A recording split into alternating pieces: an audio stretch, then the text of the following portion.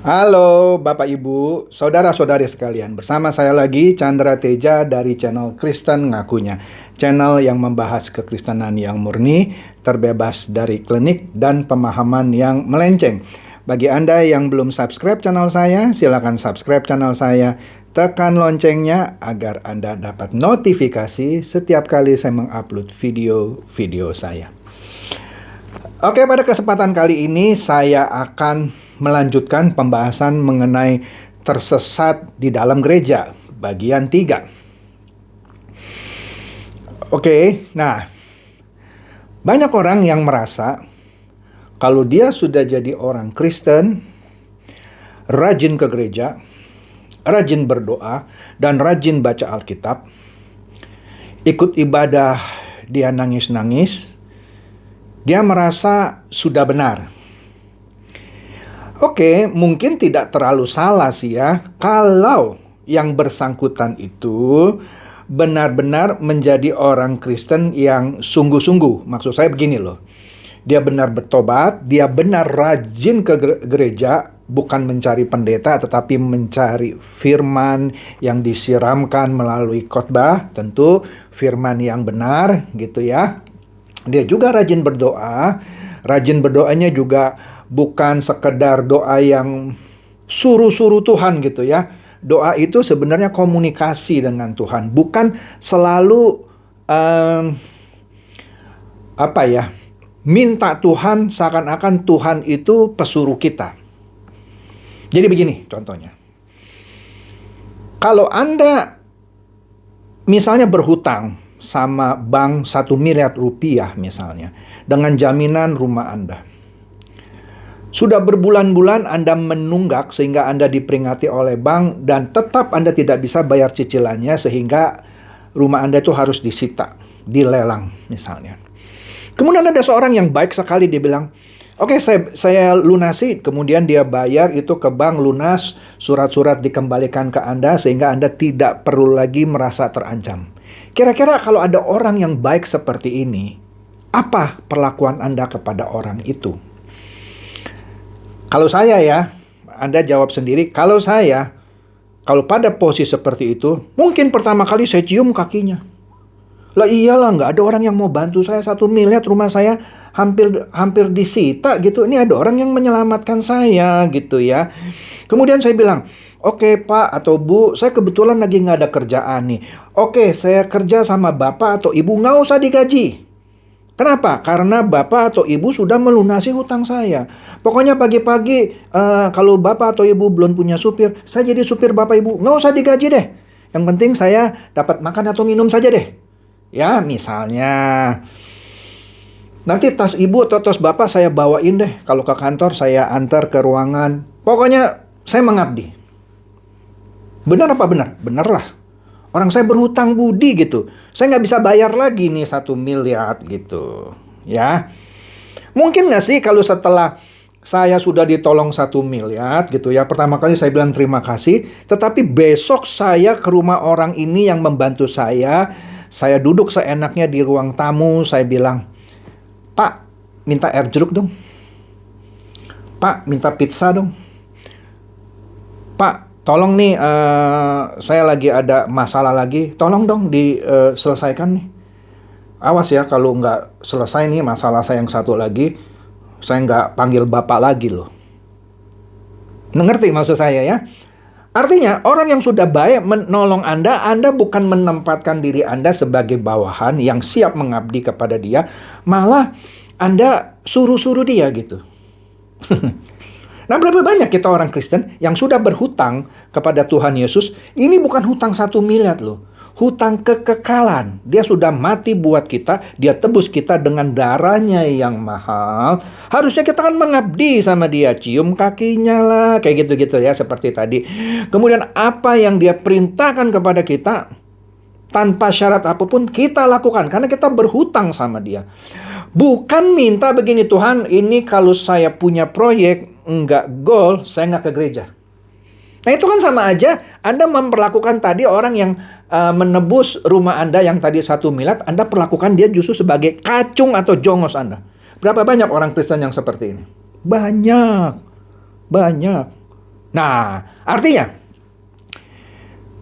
ini satu contoh bahwa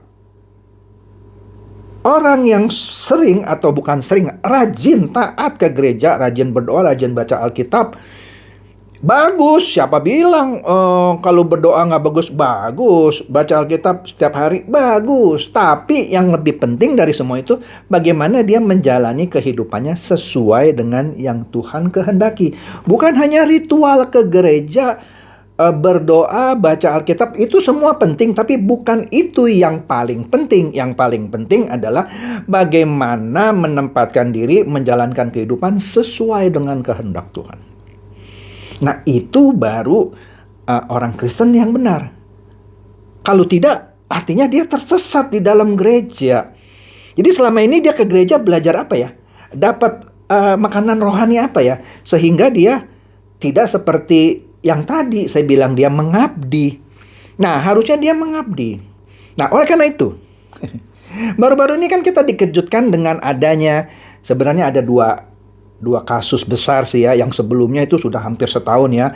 Pendeta yang melecehkan secara seksual lah ya, seorang yang jauh lebih muda dari dia. Dan pendeta itu sudah dihukum setahu saya, dan sampai tingkat Mahkamah Agung dia juga kalah. Itu sudah 1 tahun lebih setahu saya.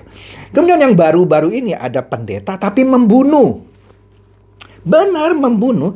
Dan setelah membunuh dia senyum-senyum gitu, seperti orang nggak punya salah, seperti orang nggak punya dosa. Kok bisa?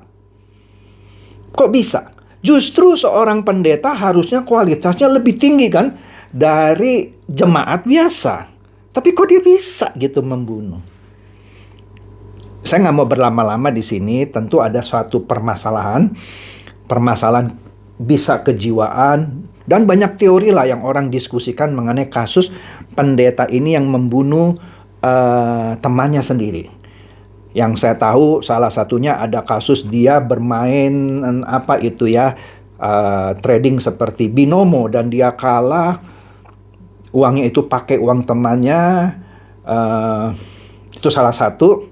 Kemudian yang kedua, kalau nggak salah dia nggak suka temannya dekat dengan orang yang dia tidak suka. Pokoknya dia mau temannya ini hanya bergaul sama dia gitu ya. Kalau yang sama orang yang dianggap enggak sesuai sama dia nggak suka kalau orang ini bergaul. Nah, ini kan lucu ya, padahal pendeta gitu.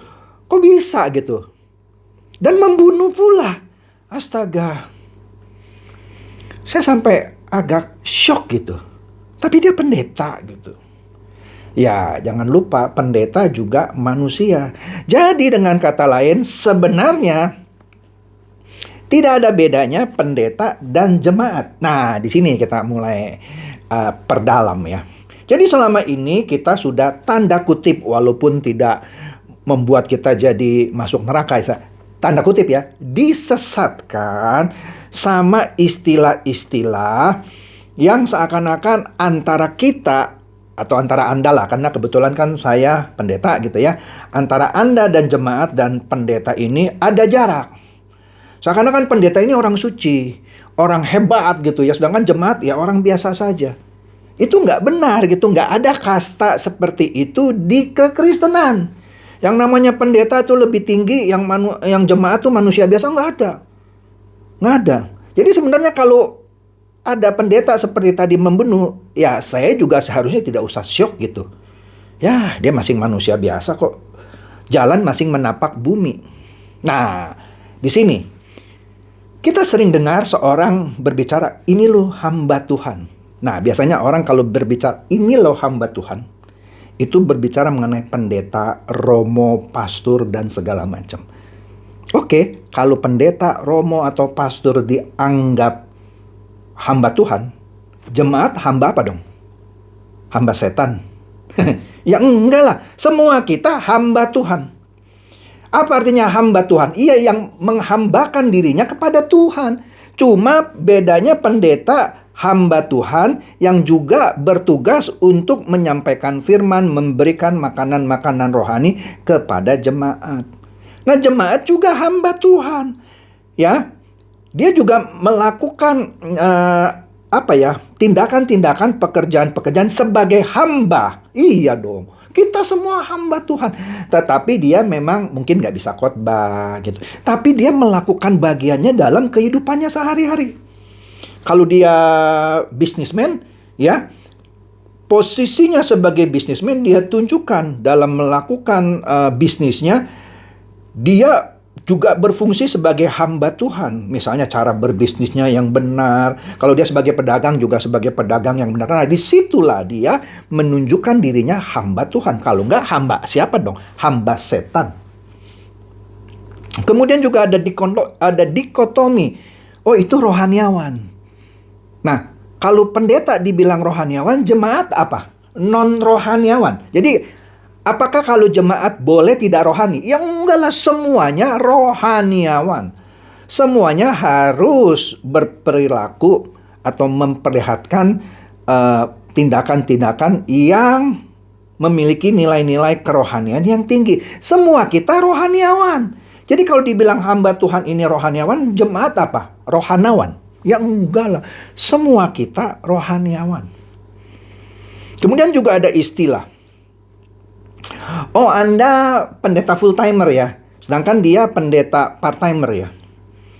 Itu juga sebenarnya tidak tepat. Itu sudah kadung salah lama ya. Jadi begini, di gereja-gereja mainstream Protestan biasanya semua gereja biasanya itu full timer.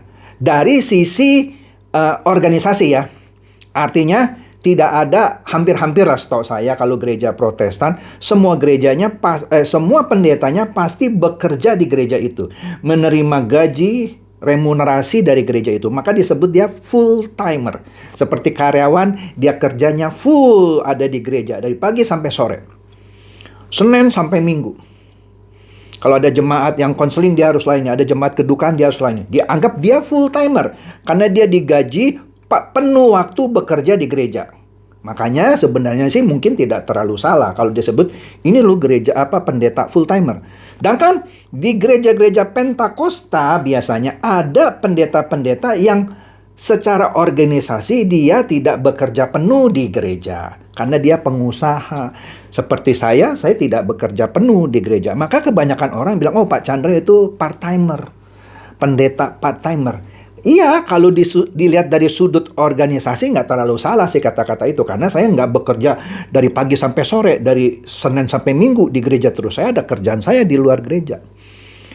Ya, kalau saya dapat tugas berkhotbah ya saya berkhotbah. Kalau saya harus memimpin ibadah kedukaan ya saya lakukan. Kalau ada pemberkatan nikah ya saya lakukan. Tapi saya tidak bekerja di gereja dari pagi sampai malam, sampai sore gitu. Tidak. Nggak terlalu salah kalau dibilang saya pendeta part-timer. Tetapi ketika kita melayani Tuhan, mau itu jemaat, mau itu yang tadi para pendeta, sebenarnya istilah part-timer dan full-timer itu kurang cocok. Seakan-akan kalau hanya pendeta saja yang full semuanya dirinya diserahkan untuk melayani Tuhan. Sedangkan yang pendeta part-timer tidak sepenuh hatinya atau sepenuh waktunya melayani Tuhan. Lah ya enggak begitu juga. Ya betul dia secara organisasi tidak kerja dari pagi sampai sore atau malam.